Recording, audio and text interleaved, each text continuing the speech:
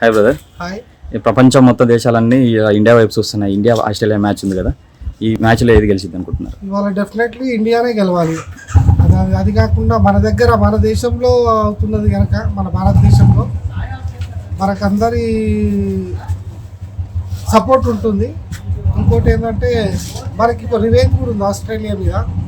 మనం ఆస్ట్రేలియాతో ఓడిపోయినామని. We have to win this match world cup.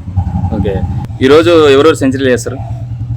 సెంచరీలు అంటే విరాట్ కోహ్లీ ఫస్ట్, నెక్స్ట్ మన గేల్, దాని తర్వాత శ్రేయస్. వీళ్ళు ముగ్గురు చేస్తారన్న. వికెట్స్ ఎక్కువ తీసే ఛాన్సెస్ ఎవరికి ఉంది మన దాంట్లో? ఇవాళ అయితే స్పిన్నర్స్ లో అయితే ఇద్దరికి ఉన్నాయి. రవీందర్ జడేజా ఒకటి, ఇంకొకటి కుల్దీప్ యాదవ్. అంటే ఇది ఓన్ పిచ్ అయిపోయింది కదా గుజరాత్ వాళ్ళకి. దాంట్లో సుబ్మాన్ గిల్ అన్న మహమ్మద్ షమి అదే టీం కదా. అదే టీం కానీ అది పిచ్ ఇప్పుడు అనుకుంటుంది ఏంటంటే స్పిన్ పిచ్ ఉన్నట్టుంది. అంటే దీనికి స్పిన్నర్సే మేజర్ అని. ఇవాళ ఇంకోటి అశ్విన్ కూడా తీసుకునే ఛాన్సెస్ ఉంది. ఓకే, ఎవరి ప్లేస్ లో? కేఎల్ రాహుల్ తీయొచ్చు.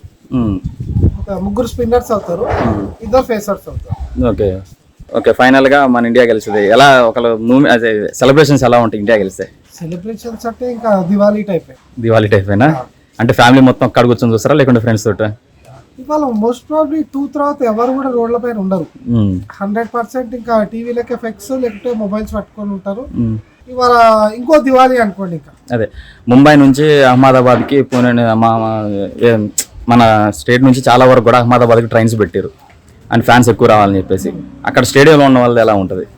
వాళ్ళది ఇంకా చాలా హంగామా ఉంటుంది. ఓకే, ఇప్పుడు మనం టీవీలో చూసుకుంటే ఇలా చేస్తున్నాం అంటే వాళ్ళు ఫిజికల్ గ్రౌండ్లో ఉన్నప్పుడు వాళ్ళ హ్యాపీనెస్ చాలా ఉంటుంది.